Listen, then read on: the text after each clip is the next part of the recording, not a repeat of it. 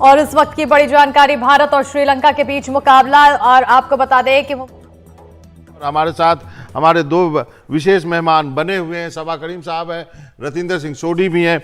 सबा, आपसे बातचीत हो रही थी, कुछ जो कंसर्न है इंडियन जो व्यूअर्स हैं, दर्शक हैं, क्रिकेट प्रेमी हैं, खिलाड़ी हैं, हमारे जैसे लोग हैं जो दिन रात क्रिकेट देखते हैं, उनके लिए श्रेयस अय्यर, शुभमन गिल और सिराज, इस सब पर एस फैक्टर। हाँ, इस समय सैयद इस समय एस फैक्टर से जवाब इस समय बल्लेबाजों के ऊपर ज़्यादा मुझे लगता है कि ध्यान देना चाहिए। अब श्रेयस अय्यर ने 136 रन बनाए हैं, शुभमन गिल ने केवल 100 रन बनाए हैं और ये दोनों के दोनों टॉप ऑर्डर बैटर हैं। अब शुभमन गिल को देख लें तो हर एक मैच उनको बल्लेबाजी करने का मौका मिला है।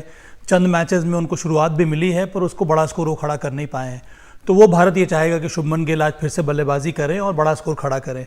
श्रेयस अय्यर के बारे में जो चिंताएं सामने आ रही हैं वो ये है कि छोटी गेंद पर वो आउट हो जा रहे हैं। उनके मन में वो जो क्लैरिटी होनी चाहिए बल्लेबाजी करते समय वो देखने को नहीं मिल रही है। कौन सी बॉल को पुल करना है, कौन सी बॉल को छोड़ना है, अंतर्राष्ट्रीय स्तर पर इसका ज्ञान होना बहुत ज़रूरी है। नहीं तो हमेशा आपके सामने जो पेस बॉलर्स हैं वो यही ट्राई करेंगे, चाहे वो राउंड द स्टंप्स करेंगे या ओवर द स्टंप्स करेंगे, पर एंगल वही रहेगा। तो इससे निकलने का जो उपाय है वो आपको खुद ढूंढना होगा। आपके पास हेड कोच है राहुल द्रविड़, उनके साथ आप काम कीजिए। रोहित शर्मा के साथ आप बात कर सकते हैं, रोहित शर्मा से अच्छा पुल मारने वाला और कोई आपको मिलेगा नहीं। तो ये अंत में श्रेयस अय्यर को ये डील करना है। सिराज के बारे में मैं ज़्यादा चिंतित नहीं हूँ। उन्होंने अभी भी 6 विकेट लिया, ऐसी बात नहीं है कि उन्होंने विकेट नहीं मिले या फिर ऐसी बात नहीं है कि उन्होंने ख़राब गेंदबाजी की हो। और अभी भी मुझे लगता है कि एशिया कप फाइनल मैच में उन्होंने जो गेंदबाजी की थी उसको हमें याद है। जो शुरुआती दौर था विश्व कप का, वहाँ पर उन्होंने विकेट लिया है। तो अभी गेंदबाजी में हर एक खिलाड़ी जो है, हर एक बॉलर है वो फॉर्म में है। सिर्फ बल्लेबाजी में ये दो बैटर्स के बारे में। रतिंदर, आप क्या समझते हैं कि श्रेयस अय्यर आते हैं तो कोई भी गेंदबाज वो सीधा जो है बाउंसर ही मारना शुरू करता है और बाद में फंसा ही लेता है। जो और शुभमन गिल के फॉर्म को लेकर भी काफी लोग बातें करने लगे हैं। तो आपको क्या लगता है, इस पर क्या करना चाहिए अब?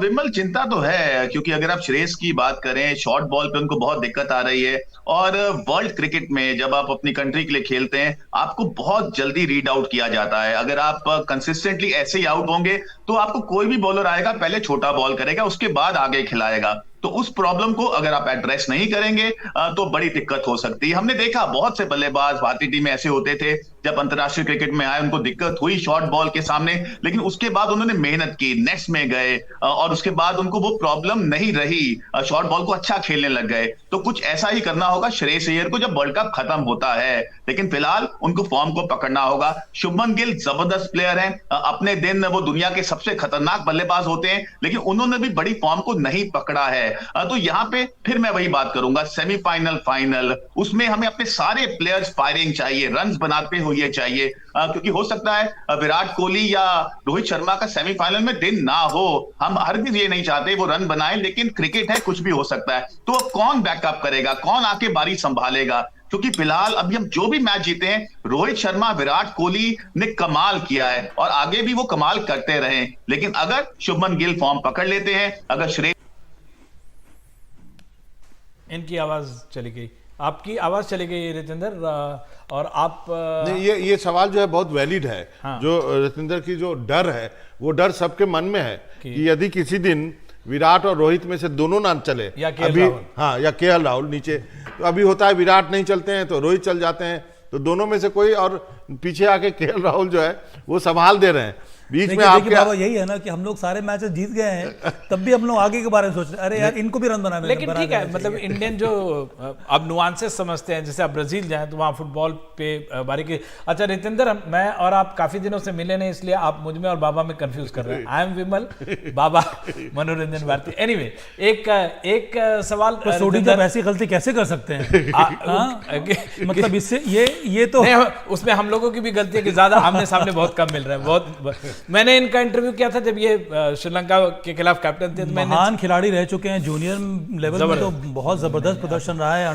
कप्तान रहे हैं भाई, जब विश्व कप जीता था भारत ने। बिल्कुल। नहीं, अच्छा लेकिन रितेंद्र, हमारा सवाल ये वही है। रितेंद्र का वो जो कह रहे हैं कि क्या आपको ऐसे में लगता है कि जो हम लोग बार बार बात कर रहे हैं कि अगर इंडिया को बैटिंग पहले मौका मिल जाए तो एक तरह से बोनस होगा वर्ल्ड कप से पहले प्रिपरेशन का? मुझे फिर भी लगता है विमल कि वो डिपेंड करता है कंडीशन के ऊपर। अगर भारत को आज भी लगेगा कि सेकेंड हाफ में ओस ज़्यादा पड़ेगी और भारत को समय मिला है वहाँ पर अभ्यास करने का, उनको मालूम है कि कितने बजे ड्यू आना शुरू हो जाती है, तो अगर भारत को ये लगेगा कि ड्यू बहुत जल्दी आ रही है, मे बी 5 या 6 बजे तक, तब मुझे अब लगता है कि आज भी भारत प्रेफर करेगा पहले गेंदबाजी करना। पर अगर डीले है वहाँ पर ओस आने में, तब ये बहुत ही अच्छा मौका है भारत के लिए को पहले बल्लेबाजी कर ले। और मैं बार बार ये बात दोहरा रहा हूँ कि जो एग्रेसिव अप्रोच भारत ने दिखाया है अभी तक, वही एग्रेसिव अप्रोच के साथ भारत को बल्लेबाजी करनी चाहिए।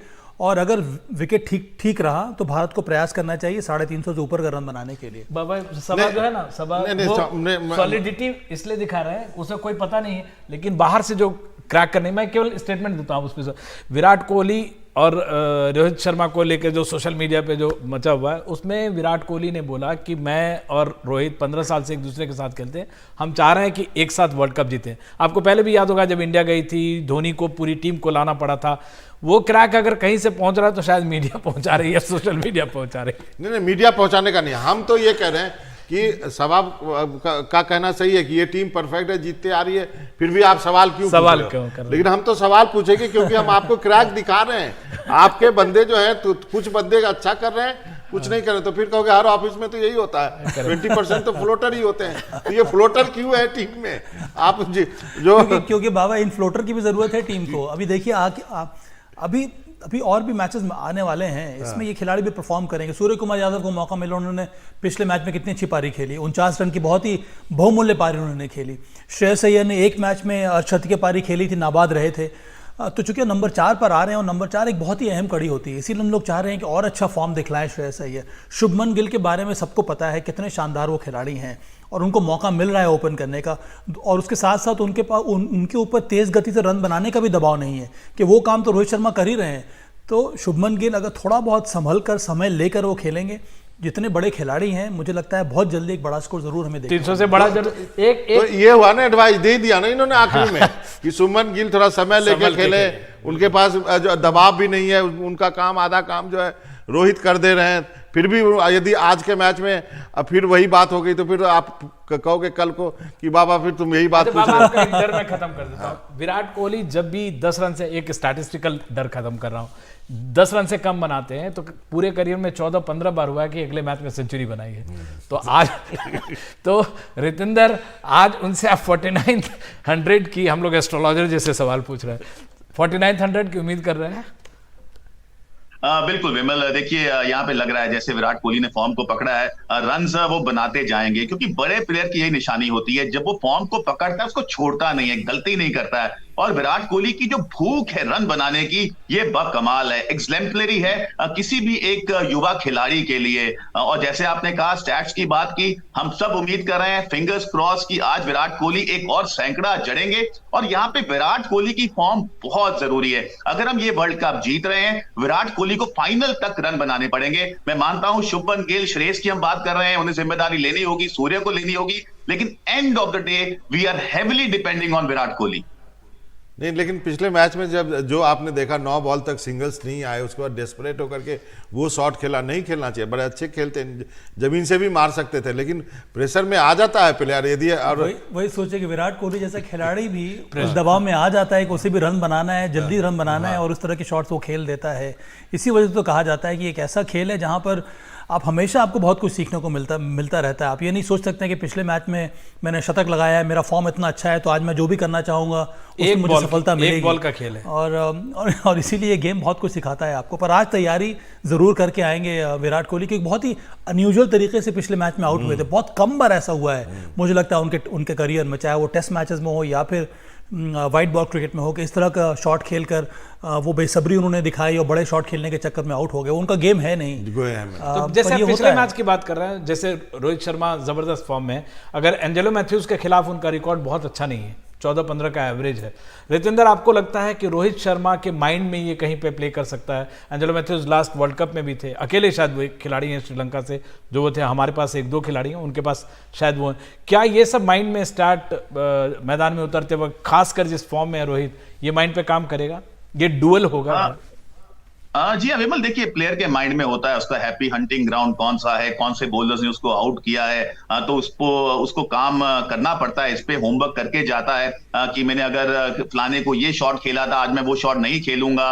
जैसे अभी विराट कोहली की हम बात कर रहे थे, जैसे पिछले मैच में आउट हुए, उन्हें वो शॉट हरगिज नहीं खेलना चाहिए था। अब वो प्रेशर था या रश ऑफ ब्लड था, ये तो विराट बेहतर जानते हैं। लेकिन end of the day Rohit Sharma की फॉर्म बहुत जबरदस्त है, क्योंकि विराट कोहली की अगर बात करें, देखिए वो तो गेम चेंजर है, लेकिन रोहित शर्मा ऐसे प्लेयर है, ऐसा इंपैक्ट है उनका, वो पलक झपकते ही जो गेम है प्रतिद्वंदी से दूर ले जाते हैं। In this form he is the most dangerous batsman in the world.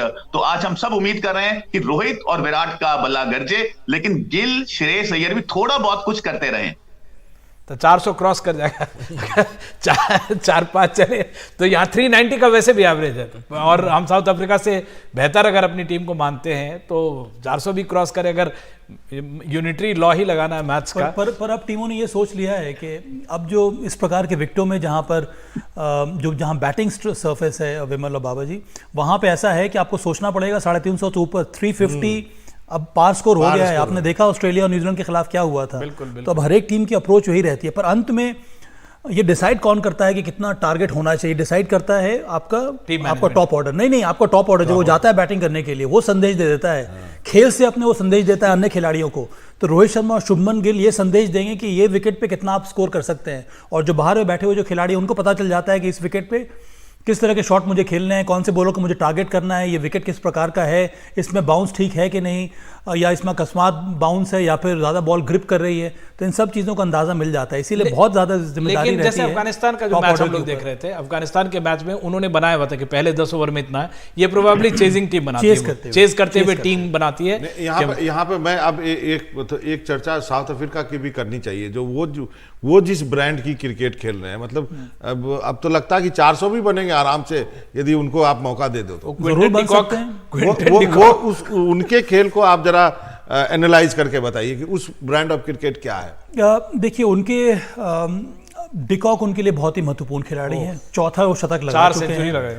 Middle order में एडियन मार्करम बहुत ही इंपॉर्टेंट खिलाड़ी है उनके लिए, उनके साथ साथ हेनरिक क्लासन मुझे लगता है कि अगर आप मिडिल ऑर्डर में देखेंगे तो सबसे प्रभावशाली बल्लेबाज इस समय वाइट बॉल क्रिकेट में मिडिल ऑर्डर में अगर कोई है तो वो है हेनरिक क्लासन। और उसका सबसे बड़ा कारण ये है कि वो एक ऐसा खिलाड़ी है जो स्पिनर्स के सामने बड़े बड़े शॉट्स लगा सकता है, जिसका स्पिनर के सामने पांव ही नहीं हिलता है, उसके बावजूद मारता है उसका बैट स्विंग इतना अच्छा है, इतना शानदार वो पावर जनरेट करते हैं, उनको रोकना बहुत मुश्किल है।